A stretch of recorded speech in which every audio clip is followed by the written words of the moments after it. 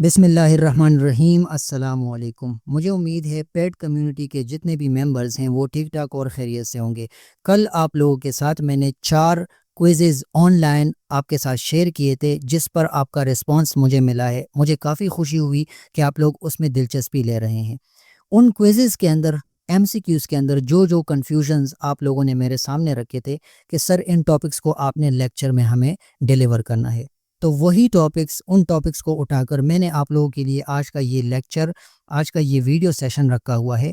आप लोगों ने इसको आज इस लेक्चर में अच्छी तरह से सीखना है। सबसे पहले मैं आप लोगों को यहाँ पर समझा दूँ कि जो टॉपिक्स आपको क्लियर नहीं थे वो कौन-कौन से हैं। ट्रांजिशनल डिवाइसेस के ऊपर आपका क्वेश्चन आया था कि इसको हमें समझा दें। विविड वर्ब्स के ऊपर आपकी कन्फ्यूजन थी। एटॉमिक मास और एटॉमिक नंबर के हवाले से आप लोगों ने क्वेश्चन किया था। कन्वेक्स और कॉनकेव लेंसेज, इसके ऊपर आपके कन्फ्यूजन्स थे। इसी तरह कंजंक्शंस के ऊपर आपको मसले थे। फिर एडवर्ब्स और एडवर्ब्स के जो टाइप्स हैं उसके ऊपर आपको कन्फ्यूजन्स सामने आई थी। इसी तरह पार्ट्स ऑफ स्पीच के हवाले से क्वेश्चन मुझे मिला था। और फिर मॉडिफायर्स, डिटरमाइनर्स और डिपेंडेंट और इंडिपेंडेंट क्लॉजेस के ऊपर आप लोग कंफ्यूज थे। तो मैं कोशिश करूंगा इस लेक्चर के अंदर सादा अल्फाज में आपको समझा सकूं। आप लोगों ने मुझे सुनना है अच्छी तरह से और चीज़ों को नोट करना है। इस पूरे लेक्चर का ये पीडीएफ आप लोगों के साथ शेयर होगा, कोई मसला नहीं है। सबसे पहले ट्रांजिशनल डिवाइसेस से स्टार्ट ले लेते हैं। देखें, डेफिनेशन को आपने सीखना है, पढ़ना है ताकि आपको अच्छी तरह से समझ आए, और फिर एग्जाम्पल जो मैं आपको दूं उसके ऊपर भी आपने सोचना है। ट्रांजिशनल डिवाइसेस का ये जो यहाँ पर एक लाइन इसकी डेफिनेशन लिखी है, इसको पढ़ लें। वर्ड्स और phrases used to smoothly connect ideas between sentences and paragraphs. इसका मतलब ये हुआ कि जो सेंटेंसेस या पैराग्राफ्स हमारे सामने आते हैं उनके अंदर जो आइडियाज़ होते हैं उनको अच्छी तरह से कनेक्ट करने के लिए वो वर्ड्स या फ्रेजेस जो हम यूज़ करते हैं उनको ट्रांजिशनल डिवाइसेस बोलते हैं। सिंपल सी बात है, कोई कंफ्यूजन नहीं है। एग्जाम्पल्स आप लोगों के स्क्रीन के ऊपर है। एडिशन के लिए हम इस तरह की वर्ड्स यूज़ कर सकते हैं, moreover, furthermore, in addition. तो ये ट्रांजिशनल डिवाइसेस हैं। इसी तरह कंट्रास्ट डालने के लिए, कंट्रास्ट को पैदा करने के लिए हम हाउएवर या फिर ऑन द अदर हैंड इस तरह के वर्ड्स लगा सकते हैं, इस तरह के फ्रेजेस का यूज़ कर सकते हैं। फिर कॉज एंड इफेक्ट को शो करने के लिए हम देयरफॉर या कंसीक्वेंटली ये वाले अल्फाज यूज़ करते हैं। तो ये सारे ट्रांजिशनल डिवाइसेस हैं इंग्लिश ग्रामर के अंदर। ये कल क्लास 9 का जो फर्स्ट चैप्टर है उससे वो एमसीक्यूज मैंने आपके सामने रखे थे जिस पर ये कंफ्यूजन आप लोगों के सामने आए थे और आप लोगों ने मुझे बताया कि ये समझाना है, तो अब अच्छी तरह से समझना है, ठीक है। अच्छा, सीक्वेंस और टाइम को शो करने के लिए हम या फिर नेक्स्ट लगाते हैं, आफ्टर वर्ड्स लगाते हैं या मीनवाइल। सो ये सारे जो यहाँ पर आपने एग्जांपल्स देख लिए, ये इनको हम बोलते हैं ट्रांजिशनल डिवाइसेस। ठीक हो गया, कोई इसमें कंफ्यूजन नहीं है। इसके एग्जाम्पल के लिए ये सेंटेंस आप लोग देख लें। यहाँ पर लिखा है she was tired however she continued working. तो यहाँ पर ये जो हाउएवर का वर्ड है ये असल में एक ट्रांजिशनल डिवाइस है। क्लियर हो गया? इस पर आपने कंफ्यूज नहीं होना। जब सेंटेंसेस के अंदर इस तरह के वर्ड्स आ जाएं, moreover, furthermore, in addition to, however, on the other hand, therefore, consequently, next, afterwards या फिर मीनवाइल, तो आप लोगों ने ये नोट करना है कि भाई ये ट्रांजिशनल डिवाइसेस हैं। क्लियर हो गया? नेक्स्ट टॉपिक के ऊपर जाते हैं। मैंने कहा आपको सादा और आसान अल्फाज के साथ समझाऊंगा। विविड वर्ब्स, ये क्लास 9 के चैप्टर फर्स्ट के अंदर मैंने आप लोगों को इस पर एमसीक्यूज दिए थे। अब विविड वर्ड्स से क्या मुराद है, देखिए डेफिनेशन आप पढ़ लें। Specific strong action verbs that replace weak और जनरल वंस। ठीक है, ऐसे अल्फाज जो स्ट्रॉन्ग एक्शन वर्ब्स के लिए हम यूज करते हैं उनको हम विविड वर्ब्स बोलते हैं। बस आपने इतना ही सीखना है। एग्जाम्पल्स यहाँ पर देख लें। अगर वॉक का एक वर्ड हमारे सामने आता है तो इसकी जगह अगर हमारे सामने सेंटेंस के अंदर स्ट्रॉल या फिर टिप टो इसका वर्ड आ जाए तो इट मीन्स कि ये एक विविड वर्ब है। अब इसका भी मतलब वॉक ही है, इसका भी मतलब वॉक ही है और ये खुद भी वॉक है, लेकिन ये जो अल्फाज हैं इसको बोलते हैं विविड वर्ब्स। ये क्या काम करते हैं, ये यहाँ पर स्ट्रॉन्ग का वो फैक्टर डाल लेते हैं, ठीक है। यहाँ पर जोर ज्यादा आता है, आइडिया हमें ज्यादा मिलता है। या फिर एग्जाम्पल आप सेकंड देख लें, से, तो से की जगह हम विस्पर, शाउट या डिक्लेयर, इसका भी मतलब कुछ कहना होता है।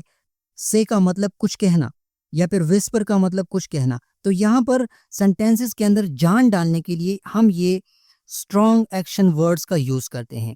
तो इसी वजह से इसको बोलते हैं विविड वर्ब्स। अब एग्जाम्पल आप देख लें, आपको अच्छी तरह से समझ आ जाएगा। ही tiptoed across the room to avoid waking the baby. वो कमरे के अंदर उसने ऐसे वॉक की कि उसने ये ख्याल किया कि मेरे वॉक करने से बच्चा जो है वो डिस्टर्ब नहीं होगा, ठीक है। मैं सादा अल्फाज के साथ आपको समझाने की कोशिश करूंगा। अब यहाँ पर बंदा क्या कर रहा है, वॉक ही कर रहा है, लेकिन वॉक के लिए स्ट्रॉन्ग एक्शन वर्ब का यूज यानी टिप टोट का वर्ब लगा हुआ है। अब टिप टोट का मतलब क्या है, इसका मतलब वॉकिंग ही है, लेकिन ये सेंटेंस के अंदर ये हमें आइडिया दे रहा है कि भाई बच्चे को डिस्टर्ब ना किया जाए, ठीक है। तो सेंटेंसेस के अंदर जब इस तरह के वर्ड्स आ जाएं, ठीक है, जो वर्ब्स ही हों, वर्ब्स ही होंगे, वो एक्शन वर्ब्स ही होंगे, लेकिन उनको स्ट्रॉन्ग एक्शन वर्ब्स हम कहेंगे। So this is all about vivid verbs. अब विविड वर्ब्स को आसान अल्फाज में समझाता हूँ। कोई वर्ब आपके सामने है नॉर्मल, जनरल, ठीक है, आपने उसको रिप्लेस कर दिया, कोई स्ट्रॉन्ग एक्शन वर्ब लगा दिया। तो जो आपने लगाया उस स्ट्रॉन्ग एक्शन वर्ब को विविड वर्ब्स बोलते हैं। ठीक हो गया, इसमें कोई कंफ्यूजन नहीं होगी। अगर आप कंफ्यूज हैं तो अगेन मेरे ये अल्फाज सुन ले, कोई आपको कंफ्यूजन नहीं आनी चाहिए, क्लियर हो जाएगा इंशाल्लाह। अब नेक्स्ट टॉपिक के ऊपर जाते हैं। अच्छा, ये केमिस्ट्री के अंदर फर्स्ट चैप्टर के अंदर ये क्वेश्चन मेरे सामने आपने डाला था। ये एटॉमिक मास और एटॉमिक नंबर, आपने क्वेश्चन किया कि इसके बीच में डिफरेंस समझाएं। तो डिफरेंस समझाने के लिए आपने इसको पहले सीखना है, फिर इसको देखें। एटॉमिक नंबर क्या होता है, the number of protons in an atom. किसी एटम के अंदर नंबर ऑफ प्रोटॉन्स को एटॉमिक नंबर बोलते हैं। फॉर एग्जांपल कार्बन का एटॉमिक नंबर 6 है। इसी तरह एटॉमिक मास को देख लें, the sum of protons and neutrons. किसी भी एटम के अंदर जो प्रोटॉन्स होते हैं और जो न्यूट्रॉन्स होते हैं उनको सम कर लो, तो जो चीज आएगी उसको हम बोलेंगे एटॉमिक मास। क्लियर हो गया, इसमें कोई कंफ्यूजन नहीं है। ये काफ़ी सिंपल, काफ़ी आसान टॉपिक था, लेकिन आपने मेरे सामने रखा तो मेरा काम है आपको समझाना। चाहे मुश्किल टॉपिक है चाहे आसान टॉपिक है, मैं आपको जस्टिफाइड फॉर्मेट के साथ आपके सामने उसको प्रेजेंट करूंगा। तो आई थिंक यहाँ पर एटॉमिक मास और एटॉमिक नंबर के अंदर अब आपको कंफ्यूजन नहीं होगी। अच्छा, ये टॉपिक मेरे सामने आया, इसके अंदर स्टूडेंट्स कंफ्यूज थे कि हमें कन्वेक्स और कनकेव लेंसेज के बारे में थोड़ा सा आइडिया दे दें। देखिए, कन्वेक्स लेंस की डेफिनेशन देख लें। ये जो लेंस होता है ये थिकर इन द सेंटर होता है, ठीक है, सेंटर में थोड़ा सा मोटा होता है, ऐसे ये इसका सेंटर है। तो ये अगेन आपके सामने बना दूं। अब ये कन्वेक्स लेंस है, ठीक हो गया। ये क्या करता है, लाइट को कन्वर्ज करता है। इसके ऊपर एमसीक्यूज अक्सर औकात आ जाते हैं कि वो कौन सा लेंस है जो लाइट रेस को कन्वर्ज करता है। तो आपने याद रखना है उस लेंस को बोलते हैं कन्वेक्स लेंस। क्लियर हो गया। ये कहाँ पर यूज होता है, कैमरास के अंदर यूज होता है या फिर मैग्नीफाइंग ग्लासेस के अंदर इसका यूज होता है, क्योंकि ये चीज़ों को बड़ा करके दिखाते हैं। कैमरे का मकसद क्या होता है, जूम करके चीज़ों को दिखाना। मैग्नीफाइंग ग्लास का मकसद क्या होता है, वो चीज़ों को बड़ा करके दिखाता है। So it is all about convex lens. अब कनकेव लेंस की डेफिनेशन देख ले। ये दरमियान में, ठीक है, सेंटर में थिनर होता है, ऐसे इसको आपने याद रखना है। देखिए, ये एक लेंस है, ठीक है, इसका सेंटर यहाँ पर क्या है, थिन है। सो ऐसा लेंस जो सेंटर में थिन हो, ये क्या करता है, काम क्या करता है, लाइट रेस को डाइवर्ज करता है। इसके ऊपर एमसीक्यूज आ जाते हैं कि वो कौन सा लेंस है जो लाइट रेस को डाइवर्ज करता है। तो आपने याद रखना है कि ऐसे लाइट को हम ऐसे लेंस को हम कॉनकेव लेंस बोलते हैं। ये कहाँ पर यूज़ होता है? आई ग्लासेस के अंदर यूज़ होता है। और इसका फ़ायदा हमें क्या होता है? शॉर्ट साइटेडनेस का मसला जिसको भी हो, उसको ये वाले ग्लासेस दिए जाते हैं जिसमें कनकेव लेंस लगा होता है। तो शॉर्ट साइटेडनेस का मसला कॉनकेव लेंस की वजह से ठीक किया जाता है। ये काफ़ी सिंपल टॉपिक था। अब यहाँ पर एग्जांपल देख लें। एक convex lens is use to enlarge small text और इमेजेस। जो मैंने ऊपर आपको बताया कि चीज़ों को बड़ा करके, चीज़ों को जूम करके आपको दिखाता है। ठीक हो गया। So it is all about this topic, convex and concave lenses. I think इसमें अब आपको कोई कंफ्यूजन नहीं होगी। अच्छा, अब आगे जाते हैं। ये क्वेश्चन सामने आया था कि हमें कंजंक्शंस और उसके टाइप्स के हवाले से बता दे। तो मैं यहाँ पर आइडिया आपको देता हूँ, आपने सीखना है। देखिए, कंजंक्शंस क्या होते हैं? वो वर्ड्स जो जॉइनिंग के लिए यूज होते हैं। ठीक है, ऐसे वर्ड्स जो दूसरे वर्ड्स को ज्वाइन करते हैं, जो दूसरे फ्रेजेस को ज्वाइन करते हैं, जो क्लॉजेस को ज्वाइन करते हैं, जो सेंटेंसेस को ज्वाइन करते हैं हुक बनाने के लिए। ये असल में एक हुक होता है। ठीक है, ये जो कंजंक्शंस होते हैं ये उनको लिंक करते हैं। अब एग्जांपल्स आप लोगों के सामने रख रहा हूं, आपको आइडिया हो जाएगा। ये कोऑर्डिनेटिंग कंजंक्शंस को याद करने के लिए आपने इस चीज को याद रखना है, फेन बॉयज। ठीक है, for, and, nor, but, or, yet, सो, ये सारे कोऑर्डिनेटिंग कंजंक्शंस हैं। For example, he was tired but he kept working. वो थका हुआ था लेकिन उसने काम जारी रखा। बट यहाँ पर क्या है? एक कोऑर्डिनेटिंग कंजंक्शन है। ठीक हो गया, इसमें कोई कंफ्यूजन आपको नहीं होनी चाहिए। ये फेन बॉयज का जो वर्ड मैंने यूज किया, आपने इसको याद रखना है।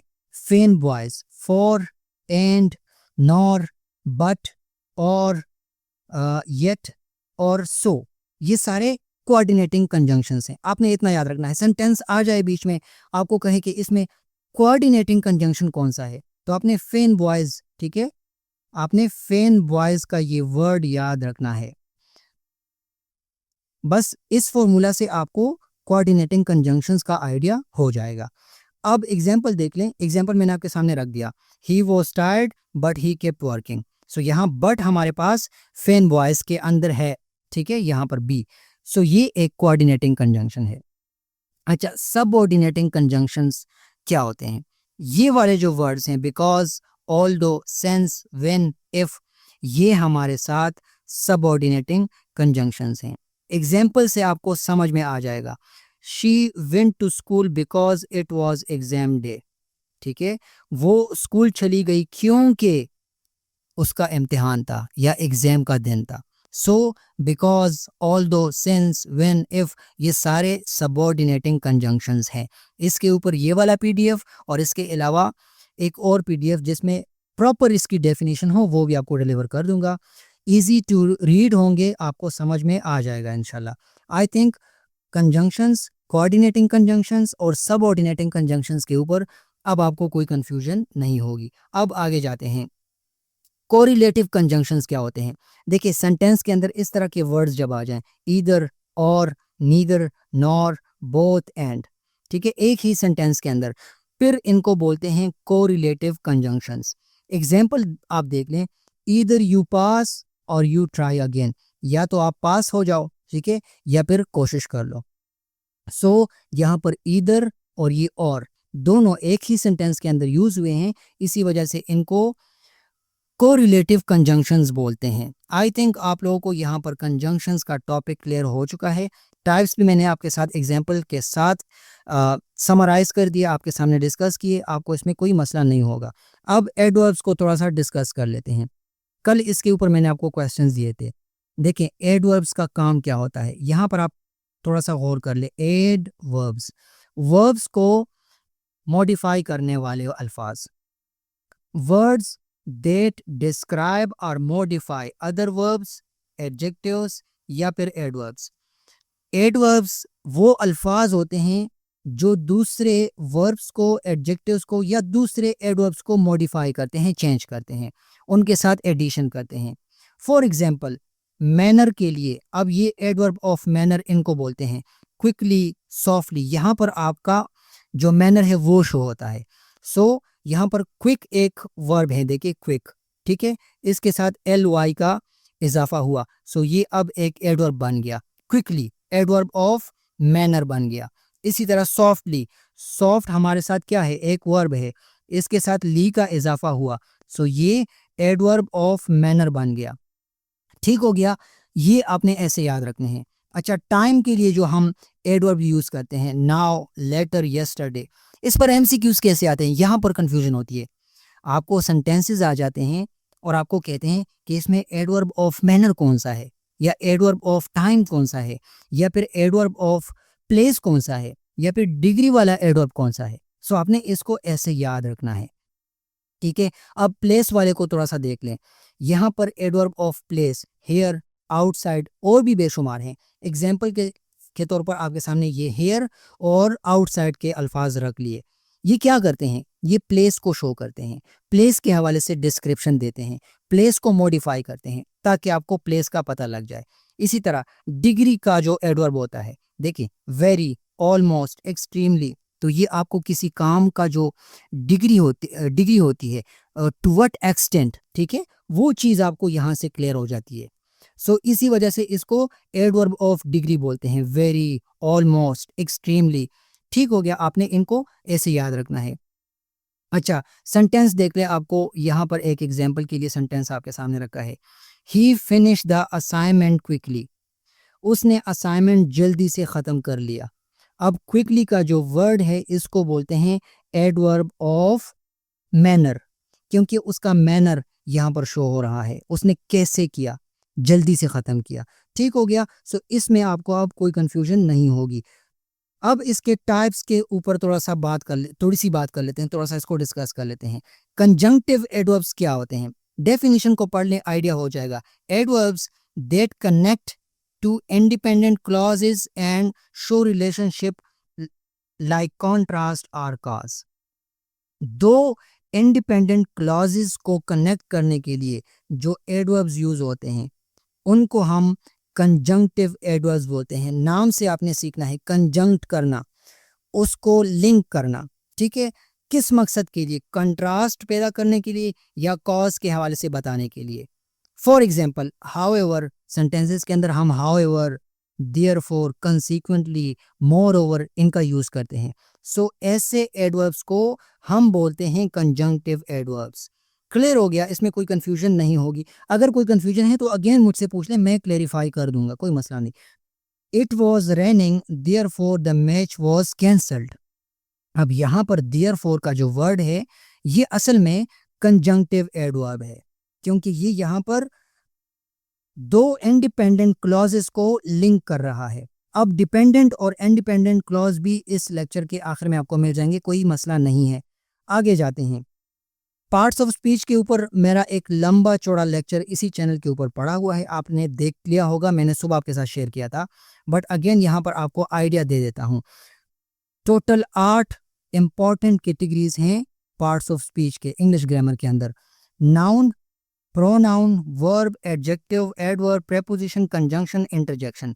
नाउन क्या होता है, किसी बंदे का नाम, किसी जगह का नाम, या फिर किसी चीज़ का नाम, या फिर किसी आइडिया का नाम, ठीक है, इसको भी आपने याद रखना है, आइडिया का नाम भी हो सकता है। प्रोनाउन क्या होता है, नाउन की जगह जो वर्ड्स हम लगाते हैं उसको प्रोनाउन बोलते हैं, रिप्लेसेस अ नाउन। ऐसे अल्फाज जो हम नाउन की जगह पर लगा लें तो उसको प्रोनाउन बोलते हैं, सिंपल सी बात है। अच्छा, वर्ब्स क्या होते हैं, वो अल्फाज जो एक्शन को या एक्शन की हालत को शो करते हैं उनको हम वर्ब्स बोलते हैं। एडजेक्टिव्स क्या होते हैं, ये इसमें सिफत इसको उर्दू में बोलते हैं। एडजेक्टिव का मतलब है ये किसी नाउन को या किसी चीज़ को डिस्क्राइब कर देता है, तो इसको हम बोलते हैं एडजेक्टिव्स। ठीक हो गया, अब एडवर्ब को देख लें। ऊपर मैंने आपको समझाने की कोशिश की, आपको आइडिया हो चुका होगा। ये वर्ब्स को, एडजेक्टिव्स को या फिर एडवर्ब्स को मॉडिफाई करता है, ठीक है, ये एडवर्ब है। प्रेपोजिशन क्या होता है, प्रेपोजिशन पोजीशन को या रिलेशन को शो करता है। For example, on, under, above, बिलव, beneath, ठीक है, तो इसको हम बोलते हैं प्रेपोजिशन, वो अल्फाज जो पोजीशन को शो करे। सो ऐसे अल्फाज को प्रेपोजिशन बोलते हैं। कंजंक्शंस क्या होते हैं, देखें, सेंटेंसेस को, क्लॉजेस को, वर्ड्स को लिंक करने के लिए जो वर्ड्स हम लगाते हैं उनको हम कंजंक्शन बोलते हैं। ऊपर मैंने आपको एग्जांपल्स के साथ समझाने की कोशिश की। Connect parts of sentence, sentences के जो पार्ट्स होते हैं, जो वर्ड्स होते हैं, उनको कनेक्ट करता है, उनको लिंक करता है। इंटरजेक्शन को देख लें। इंटरजेक्शन क्या होता है? ये एक्सप्रेस करता है सडन इमोशन को। फॉर एग्जाम्पल ओ या एलास या ओ माई गॉड, ऐसे अल्फाज इंटरजेक्शन को शो करते हैं। ऐसे अल्फाज को इंटरजेक्शन बोलते हैं क्योंकि ये आपकी इनर इमोशंस को शो करता है, आपकी फीलिंग्स को शो करता है। ठीक हो गया। और ऐसे अल्फाज के साथ ये वाला साइन होता है, लाइक फॉर एग्जाम्पल ओ या एलास, ठीक है, ऐसे। तो इसको बोलते हैं इंटरजेक्शन। क्लियर हो गया? ये पार्ट्स ऑफ स्पीच थे। आई थिंक आपको इसमें कोई कंफ्यूजन अब नहीं होगी। मॉडिफायर्स को थोड़ा सा डिस्कस कर लेते हैं। कल इसके ऊपर मैंने आपको क्विजेज के अंदर एमसीक्यूज दिए थे। मॉडिफायर्स को सीख लें। वर्ड्स और phrases that describe other words adding detail और क्लैरिटी। ये भी अल्फाज ही होते हैं लेकिन दूसरे वर्ड्स को डिस्क्राइब करते हैं। किस मकसद के लिए? डिटेल के लिए या फिर मज़ीद क्लैरिटी के लिए, क्लैरिफिकेशन के लिए। तो ऐसे अल्फाज को मॉडिफायर्स बोलते हैं। यहाँ पर इसके टाइप्स हैं। सबसे पहला है एडजेक्टिव मॉडिफायर्स। ये क्या करता है? नाउन्स को मॉडिफाई करता है। For example the red dress is mine. Clear हो गया? यहाँ पर ये जो एडजेक्टिव है रेड, ये क्या करता है? यहाँ पर ड्रेस को मॉडिफाई कर रहा है कि ड्रेस का कलर कौन सा है? रेड है। सो ऐसे मॉडिफायर्स को एडजेक्टिव मॉडिफायर्स बोलते हैं। एडवर्ब मॉडिफायर्स क्या होते हैं? मॉडिफाई वर्ब्स और other adjectives. For example he runs very fast. So यहाँ पर ये वेरी जो है, ठीक है, फास्ट अब यहाँ पर एडजेक्टिव है। क्लियर हो गया? इसमें सिफत है, वो तेज जाता है, वेरी फास्ट, बहुत ज्यादा। सो ऐसे वर्ड्स को यहाँ पर हम एडवर्ब मॉडिफायर्स बोलते हैं क्योंकि ये एडवर्ब को मॉडिफाई कर रहा है। मॉडिफाई वर्ब्स या फिर एडजेक्टिव्स या फिर अदर एडवर्ब्स। ठीक है, आपने इनको ऐसे सीखना है। यहाँ पर इसका फायदा क्या होता है? Avoid misplaced modifiers before for sentence clarity. आपने इनको ऐसे सेंटेंस के अंदर रखना होता है ताकि क्लैरिटी इफेक्ट ना हो। एग्जाम्पल आप लोगों के सामने है, ठीक है। यहाँ पर ही रन्स वेरी फास्ट। अब आप ऐसे नहीं बोल सकते कि ही रन्स फास्ट वेरी। यहाँ पर आपने प्लेसमेंट सही से करनी है। आई थिंक आप लोगों को एडजेक्टिव मॉडिफायर्स, एडवर्ब मॉडिफायर्स और मॉडिफायर्स का आइडिया हो चुका है। इसमें कोई कंफ्यूजन नहीं होगी। अगर आपको इसके बाद भी कोई कंफ्यूजन है तो मुझे बताएं, मैं क्लियर करने की कोशिश करूंगा। डिटरमाइनर्स को थोड़ा सा डिस्कस कर लेते हैं। कल इसके ऊपर एमसीक्यूज मैंने आपको दिए थे। Words that come before nouns, noun से पहले आने वाले अल्फाज। टू स्पेसिफाई क्वांटिटी, ऑनरशिप और आइडेंटिटी। मिकदार को या फिर मिल्कियत को या फिर शनाख्त को स्पेसिफाई करने के लिए नाउन से पहले जो अल्फाज आते हैं उनको बोलते हैं डिटरमाइनर्स। क्लियर हो गया? एग्जाम्पल्स आपके सामने हैं। आर्टिकल्स भी डिटरमाइनर्स हैं, डिमॉन्स्ट्रेटिव्स भी आपके साथ डिटरमाइनर्स हैं, पोजेसिव्स जो होते हैं वो भी डिटरमाइनर्स होते हैं, क्वांटिफायर्स जो होते हैं वो भी डिटरमाइनर्स होते हैं, नंबर्स जो होते हैं वो भी डिटरमाइनर्स होते हैं, क्योंकि ये इसके टाइप्स हैं। Articles a and the, demonstratives this that these those, possessives my mine your yours their theirs. ठीक है। Quantifiers many few some all, इसी तरह नंबर 1 2 3 वगैरह वगैरह। सेंटेंसेस के अंदर जब आ जाएं तो आपने डिटरमाइनर का ख्याल रखना है कि ये डिटरमाइनर है, क्योंकि ये क्या करते हैं? क्लैरिटी आपको देते हैं कि ये चीज़ ज़्यादा है, कम है, इतना नंबर है इसका, क्वांटिटी इसकी इतनी है, ये वाला है, वो वाला है। सो ऐसे अल्फाज को डिटरमाइनर्स बोलते हैं। एग्जाम्पल देख लें, this book belongs to my friend. अब यहाँ पर माई जो है ये एक डिटरमाइनर है, यहाँ पर दिस जो है ये एक डिटरमाइनर है। सो आई थिंक अभी तक आपको ये क्लियर हो चुका है, इसमें कोई कंफ्यूजन नहीं, काफी सिंपल टॉपिक है। ये आज का लास्ट टॉपिक है। डिपेंडेंट क्लॉज क्या होती है और इंडिपेंडेंट क्लॉज क्या होती है। देखिए, इंडिपेंडेंट क्लॉज और डिपेंडेंट क्लॉज के ऊपर मेरा एक लेक्चर पड़ा भी है, आप वो भी देख सकते हैं। मैं यहाँ समझाने की कोशिश करता हूँ। A complete sentence that can stand alone. आपने एक सेंटेंस लिखा, वो एक कंप्लीट सेंटेंस है, उसकी मीनिंग कंप्लीट है, स्टैंड अलोन कर रहा है, सो उसको बोलते हैं independent clause. For example, she is reading a book. अब यहाँ से मुझे सब कुछ क्लियर है कि वो एक किताब पढ़ रही है, क्लियर हो गया, कोई मसला नहीं है इसके अंदर। डिपेंडेंट क्लॉज क्या होता है? ये स्टैंड अलोन नहीं हो सकता, इसकी मीनिंग कंप्लीट नहीं होती। Because she was tired, example आप देख लें, यहां पर लिखा है बिकॉज शी वॉज टायर्ड, क्योंकि वो थकी हुई थी। अच्छा, वो थकी हुई थी तो सेंटेंस यहां पर खत्म हुआ, लेकिन मुझे नहीं पता कि यार आखिर क्या हुआ। बिकॉज शी वॉज टायर्ड, क्योंकि वो थकी हुई थी। अब ये सेंटेंस जो है स्टैंड अलोन नहीं कर रही, क्योंकि ये मुझे कंप्लीट सेंस प्रोवाइड नहीं कर रही। सेंटेंस तो है लेकिन डिपेंडेंट क्लॉज है, क्योंकि इसके लिए मजीद एक इंडिपेंडेंट क्लॉज की ज़रूरत है। सो ये डिपेंडेंट क्लॉज और इंडिपेंडेंट क्लॉज के अंदर मैंने सादा अल्फाज के साथ आपको समझाने की कोशिश की। आई थिंक आपको क्लियर हो चुका है। एग्जाम्पल देख ले, she went to bed early. अब ये एक इंडिपेंडेंट क्लॉज है, she went to bed early. अगर आप इतना ही लिख के यहाँ तक बात खत्म हो गई, सेंटेंस कंप्लीटेड है। अगर आप ये अकेला लिखते हैं बिकॉज शी वॉज टायर्ड, फिर ये एक डिपेंडेंट क्लॉज हो गया, क्योंकि इसके लिए इस क्लॉज की ज़रूरत है। ठीक है, ये जो है ये वाला, ये इसके बगैर कंप्लीट है, लेकिन ये जो है ये इसके बगैर इनकम्प्लीट है। आई थिंक आप लोगों को आज के इस लेक्चर के अंदर जो कुछ मैंने समझाने की कोशिश की, स्पेसिफाई करने की कोशिश की, आपको ये सारे क्लियर हो चुके होंगे। अगर आपको क्लियर नहीं तो आप मुझे मैसेज कीजिए, मैं आपको ये सारी चीज़ें अगेन पीडीएफ में भी प्रोवाइड कर सकता हूँ, इवन मैं इसके ऊपर आपको लेक्चर भी दे सकता हूँ। तो ये लेक्चर मेरे पेड कोर्सेज के अंदर जो मेरा सिस्टम है, पीडीएफ फाइल्स, ऑनलाइन क्विजेज और इसी तरह के वीडियो लेक्चर्स, कंप्लीट एक पेड कोर्स है। 1000 इसकी फ़ी है, ठीक है, टोटल 1000 इसकी फ़ी है। This is not the course fee, ये बस मैंने एक शर्त रखा हुआ है, क्योंकि इसके अंदर इस फीस के अलावा बहुत सारी चीज़ें हैं, पीडीएफ फाइल्स हैं, गाइडेंस है, बुक्स के एमसीक्यूज उठा के उसके ऊपर ऑनलाइन क्विजेज हैं, और ऑनलाइन क्विजेज का टोटल इंटरफेस जो है वो डायनामिक है। आपको क्विजेज के अंदर एमसीक्यूज भी मिल जाते हैं, एमसीक्यूज के गलत ऑप्शंस जो आप कर लेते हैं, सही ऑप्शंस जो आप कर लेते हैं, उसका पीडीएफ भी आपको मिलता है, रिजल्ट कार्ड उसी टाइम पर आपको मिलता है। सो ये आज का लेक्चर था पेड मेंबर्स के लिए। मैंने कोशिश की सादा अल्फाज के साथ, आसान अल्फाज के साथ ये सारी चीज़ें क्लियर कर सकूं। मुझे उम्मीद है आप लोगों को इस लेक्चर में कोई मसला नहीं होगा। इसके बाद भी आपको कोई मसला हो तो बेशक मुझे मैसेज कीजिए, मैं आपके लिए हाजिर हूँ। इंशाल्लाह कल नेक्स्ट वीडियो लेक्चर में आपके जो टॉपिक्स हैं होंगे, जो जिसमें आप कंफ्यूज होंगे, वो डिस्कस कर लेंगे। तब तक के लिए अल्लाह हाफिज़।